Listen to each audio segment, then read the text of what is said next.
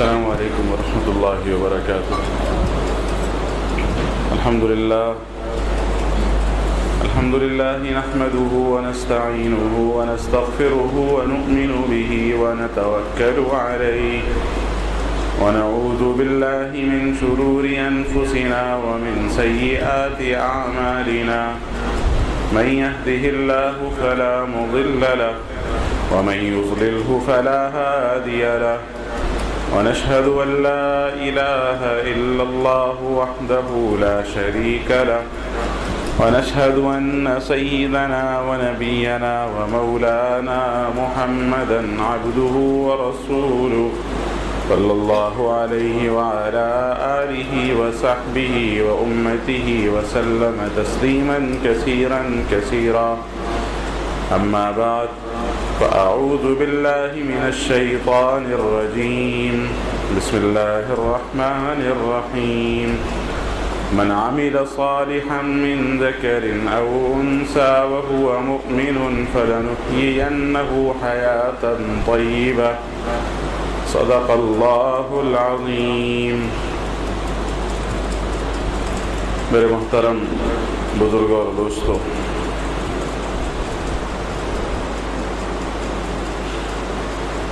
قرآن کریم کی ایک آیت اس وقت آپ کے سامنے میں نے تلاوت کی ہے، جس میں اللہ جل شانہ نے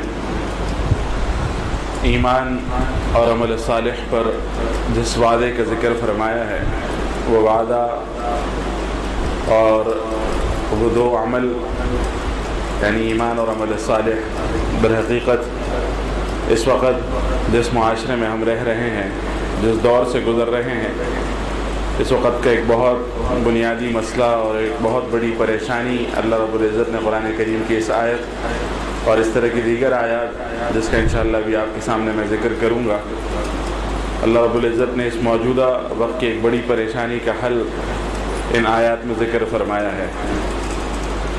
اس وقت عمومی فضا اور ایک عمومی سوچ، آپ جس سے بھی ملیں اور جس سے بھی بات کریں تو ایک بہت عمومی بات یہ سننے میں آتی ہے کہ اطمینان اور سکون لوگوں کو حاصل نہیں ہے، ہر شخص بے چین ہے، پریشان ہے، اور ہر آدمی وہ بس بے فکری کی صورت میں نہیں ہے، اس کو کسی نہ کسی فکر میں گھیرا ہوا ہے، وہ کسی نہ کسی بے چینی کا شکار ہے۔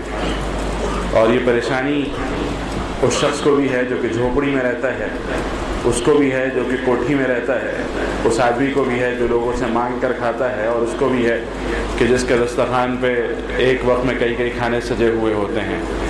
جو آدمی کسی کے ہاں ملازمت کرتا ہے وہ بھی پریشان ہے، ملازم رکھنے والا سیٹھ بھی پریشان ہے، یعنی ہر طرف پریشانی کا دورہ ہے، اور اس پریشانی کا اظہار ہر آدمی کرتا بھی ہے، اور اس بے چینی کا آدمی رونا بھی روتا ہے، لیکن اس سے بڑا المیہ یہ ہے کہ اس پریشانی کے احساس کے ساتھ ساتھ اس بیماری کی تشخیص ہر آدمی نے اپنی سوچ کے مطابق کی ہوئی ہے۔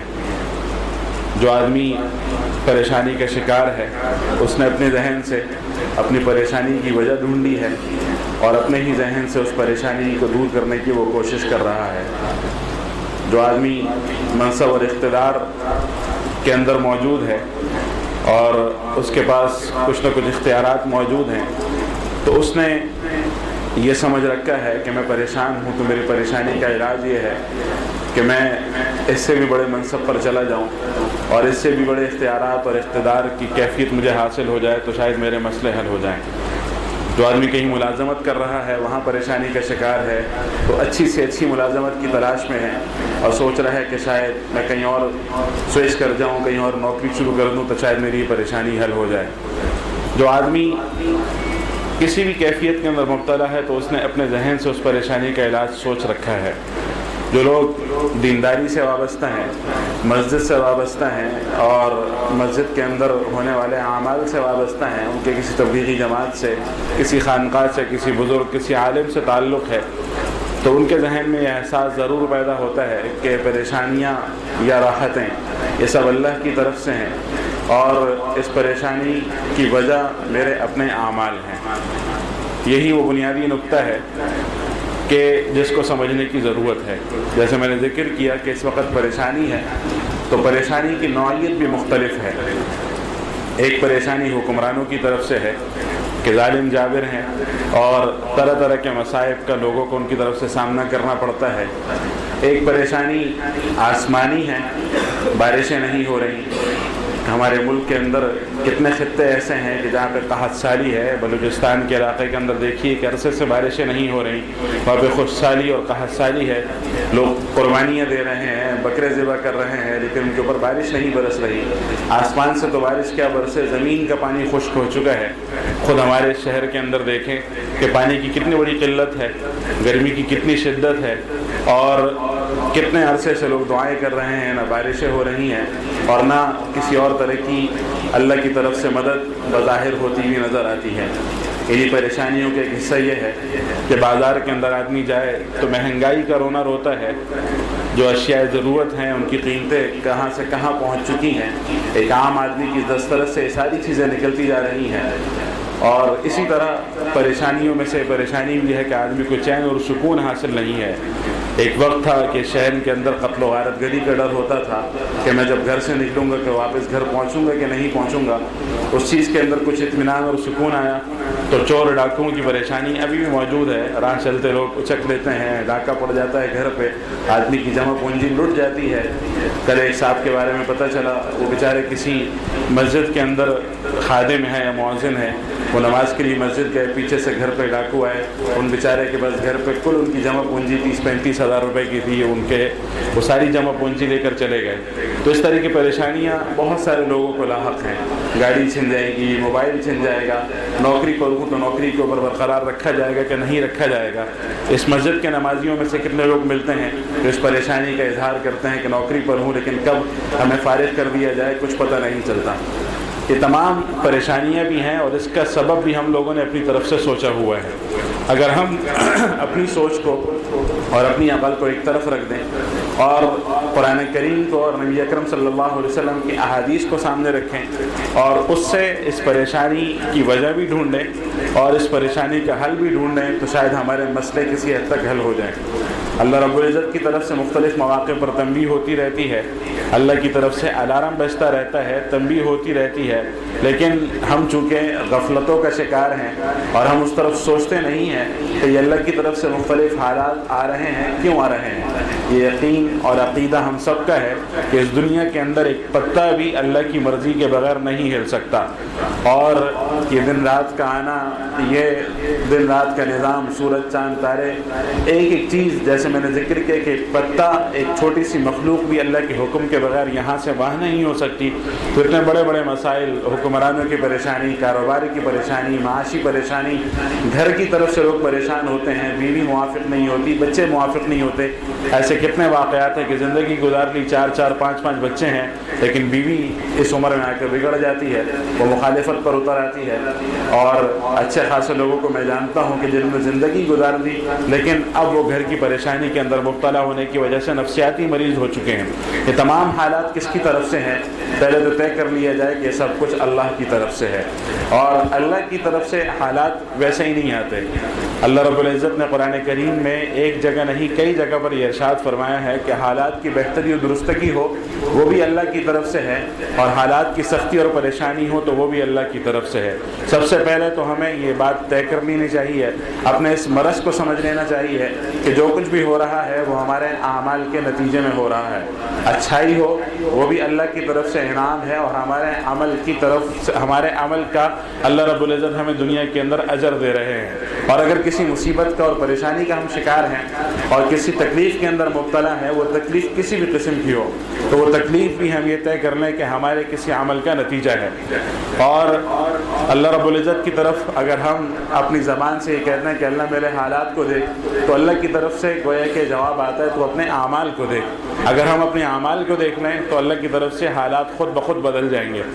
چند قرآن کریم کی آیات آپ کے سامنے میں ذکر کرتا ہوں، نبی اکرم صلی اللہ علیہ وسلم کی احادیث میں سے صرف نمونے کے طور پہ ایک آدھ حدیث ذکر کروں گا جو کہ ہمارے لیے اس بات کے سمجھنے کے لیے شاید ابتدا بن جائے میں یہ نہیں کہتا کہ ان آیات کو سن کر، ان احادیث کو سن کر ہمارے بالکل حالات بدل جائیں۔ یہ آیات قرآن کریم کی اور احادیث ہمارے لیے سبق ہیں، ہمارے لیے تعارف ہیں، ہمارے لیے تشخیص ہیں۔ ایک آدمی ڈاکٹر کے پاس جاتا ہے اپنا علاج کرانے کے لیے، اب ڈاکٹر اس کے مرض کی تشخیص نہ کرے، اس کو پتہ نہ چلے کہ اس کے سر میں درد کس وجہ سے ہے، اور اس کے سر درد کی وجہ کو سمجھے بغیر اس کو پیناڈول دیتا رہے اور اس کے درد کی دوا دیتے رہے، تو اس کے سر کا درد ٹھیک نہیں ہوگا جب تک کہ یہ طے نہ ہو کہ اس کے سر کا درد بلڈ پریشر کی وجہ سے ہے، اس کی آنکھیں کمزور ہو رہی ہیں، یا کس وجہ سے اس کا درد ہو رہا ہے۔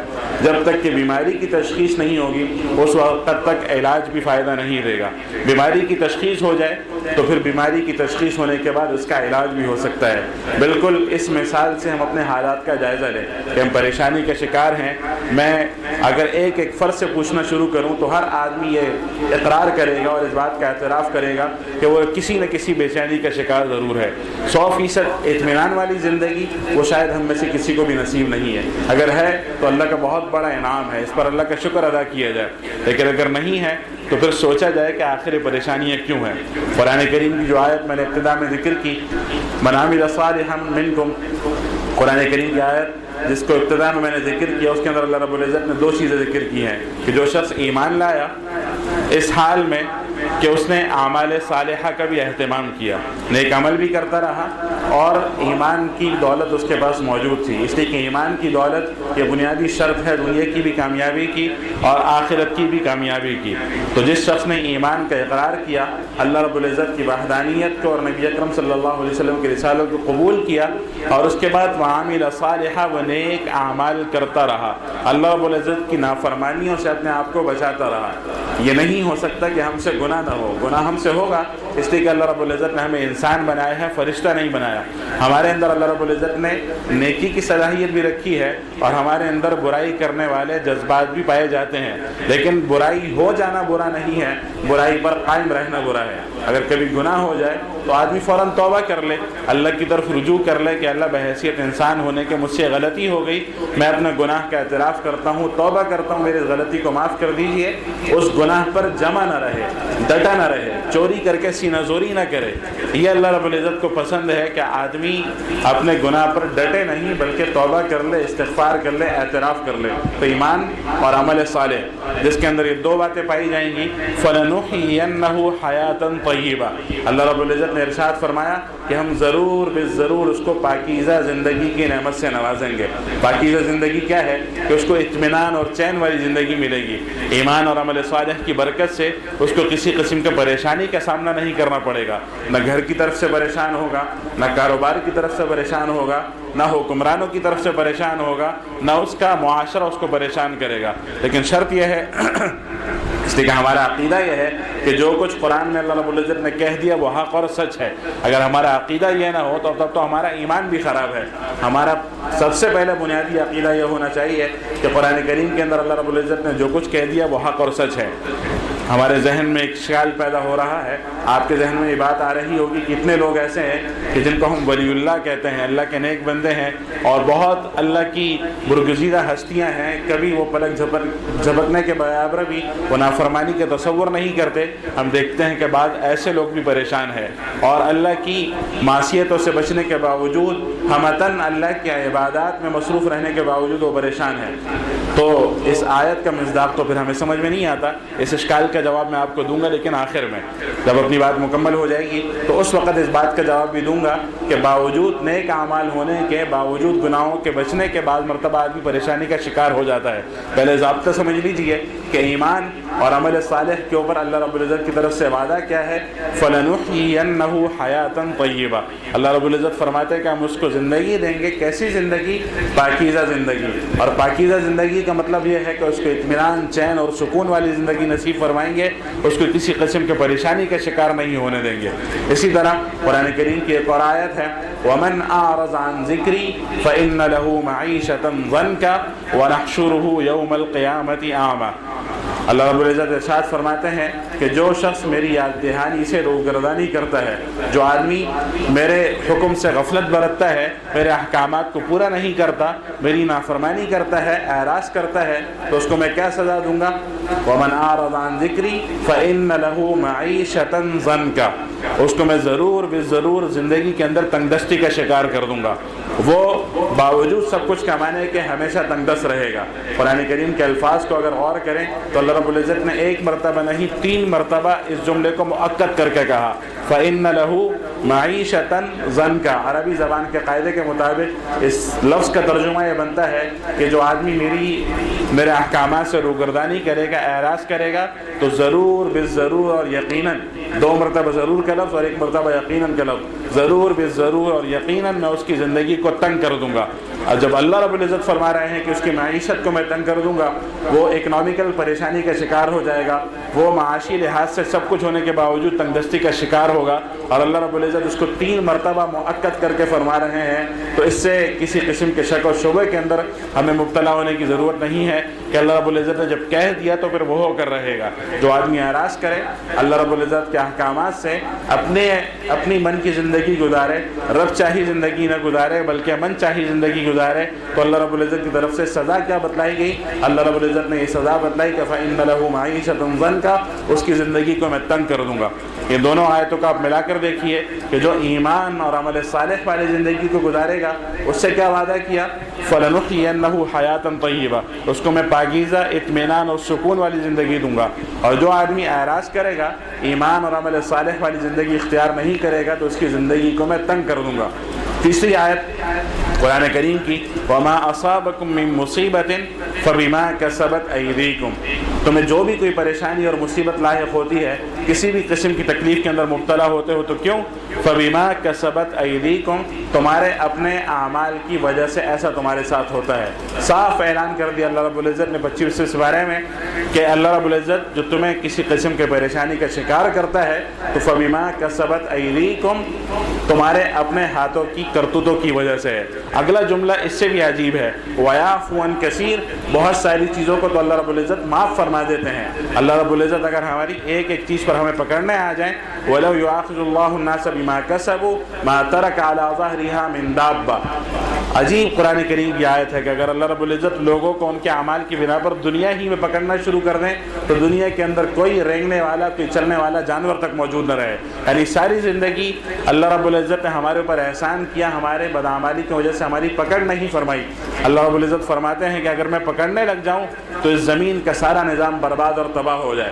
اللہ رب العزت فرماتے ہیں کہ جہاں پکڑ ہوتی ہے تو تمہارے اعمال کی وجہ سے ہوتی ہے، ورنہ اللہ کا قاعدہ اور ضابطہ اور فضل یہ ہے کہ وَيَعْفُو عَن كَثِيرٍ، بہت ساری چیزوں کو اللہ جل شانہ معاف فرما دیتے ہیں۔ یہ تو اللہ کا احسان ہے کہ ہمارے ہر عمل پر اللہ کی طرف سے پکڑ نہیں ہوتی۔ یہ قرآن کریم کی تیسری آیت، چوتھی آیت ملاحظہ فرمائی ہے، ظَهَرَ الْفَسَادُ فِي الْبَرِّ وَالْبَحْرِ بِمَا كَسَبَتْ أَيْدِي النَّاسِ، کہ فساد ظاہر ہوا، بگاڑ پیدا ہوا بحر و بر میں، خشکی کے اندر بھی، تری کے اندر بھی۔ کیوں؟ بما کسبت ایدی الناس، لوگوں کے اعمال کی وجہ سے۔ آپ سمندروں کا نظام دیکھ لیں، تباہ ہو چکا ہے۔ خشکی کا نظام دیکھ لیں تو خشکی کا نظام بھی تباہ ہو چکا ہے، اور ہر طرف فساد اور بگاڑ کی صورت ہمیں نظر آ رہی ہے۔ آپ سمندر کے اندر مچھلیوں کو دیکھیں اور سمندر کے اندر رہنے والی مخلوقات کو دیکھیں تو ویسی نہیں ہے جیسے کبھی ہوا کرتی تھی۔ اسی طرح خشکی پر آ جائیں تو ہمارے پھل میوے ویسے نہیں ہیں جیسے کسی زمانے میں ہوا کرتے تھے۔ ہمیں اپنی زمین کے اندر سکون اور اطمینان نظر نہیں آتا جیسے کبھی ہوا کرتا تھا۔ ہمیں حکمران ویسے نہیں ملتے جیسے کبھی ہوا کرتے تھے۔ ہر طرف پریشانی ہی پریشانی ہے۔ کیوں؟ بما کسبت ایدی الناس، لوگوں کو اپنے اعمال کی وجہ سے۔ تو اللہ رب العزت نے ان آیات کے اندر تشخیص فرمائی ہے کہ اپنے اعمال پہ غور کرو۔ تمہارے اعمال ہی اللہ کی رحمت کو کھینچنے والے بھی ہیں اور اللہ کے غضب کو بھی بلانے والے ہیں۔ تمہارے اعمال درست ہوں گے، تم نیکوکار بنو گے، میری ماننے والے بنو گے، تو اللہ رب العزت اس پوری دنیا کو تمہارے موافق کر دیں گے۔ لیکن اگر تم میری نافرمانی پر اتر آؤ گے اور بدعمالیوں کے اندر مبتلا ہو گئے تو دنیا کا سارا نظام تمہارے ہاتھ میں ہونے کے باوجود تمہارا مخالف چلے گا۔ دنیا کی ساری طاقتیں مل جائیں اور ہر چیز کو اپنی موافق کرنا چاہیں چاہیں تو جب تک اللہ نہیں چاہے گا اس وقت تک دنیا کی کوئی طاقت اس نظام کو آپ کے موافق نہیں کر سکتی، اور جب اللہ چاہے گا تو باوجود دنیا کی مخالفت کے سارا نظام آپ کے حق کے اندر چلے گا۔ قرآن کریم اللہ رب العزت نے ایک اور جگہ ارشاد فرمایا وَلَوْ أَنَّ أَهْلَ الْقُرَىٰ آمَنُوا وَاتَّقَوْا، دو باتیں ارشاد فرمائی کہ اگر یہ بستیوں والے ایمان لے کر آ جائیں اور تقوی اختیار کر لیں، مجھ سے ڈرنے والے بن جائیں، تو ہوگا کیا؟ لَفَتَحْنَا عَلَيْهِمْ بَرَكَاتٍ مِّنَ السَّمَاءِ وَالْأَرْضِ، میں ان کے اوپر دہانے کھول دوں گا آسمان کے اور زمین کے، اپنی برکتوں کے دہانے میں آسمان سے بھی برساؤں گا، آسمان سے ہر طرح کی برکتیں نازل فرماؤں گا اور اس زمین سے بھی برکتیں نکلیں گی۔ اس سے پہلی والی آیت کے اندر کیا تھا کہ جب تم بدعمالیاں کرتے ہو تو تمہاری بدعمالیوں کی وجہ سے بحر و بر کا نظام تمہارے مخالف ہو جائے گا، ہر طرف فساد اور بگاڑ تمہیں نظر آئے گا، لیکن تم ایمان اور تقوی کی زندگی اختیار کر لو تو آسمان سے بھی برکتیں نازل ہوں گی اور زمین بھی تمہارے لیے برکتوں کے منہ کھول دے گا۔ اسی کے بعد اللہ رب العزت نے ایک اور جگہ ارشاد فرمایا یا قوم استغفروا ربکم انہ کان غفارا، کہ دیکھو اپنے گناہوں پر بخشش طلب کرو اور اپنے گناہوں پر توبہ کرو، اپنے گناہوں کا اعتراف کر کے اللہ کے سامنے گر گڑاؤ۔ یرسل السماء علیکم مدرارا، آسمان تمہارے اوپر کھل کر برسے گا، ویزدکم قوتا الی قوتکم، تمہاری جسمانی قوت کے اندر میں اضافہ کر دوں گا، ہر طرح کی بیماریوں سے اللہ رب العزت بچا لیں گے۔ آج طرح طرح کی بیماریوں کے اندر لوگ مبتلا ہیں، ایسی ایسی بیماریوں کے اندر کہ جس کے کبھی تصور نہیں تھا۔ یہ کیوں ہے؟ اپنے گناہوں کی وجہ سے ہے۔ اگر آدمی استغفار کی عادت ڈال لے اور اپنے آپ کو اللہ کے سامنے اللہ کے حوالے کر دے کہ اللہ میں خطا کار گناہ گار اپنے گناہوں کا اعتراف کرتا ہوں، تو آسمان سے بھی رحمتیں نازل ہوں گی۔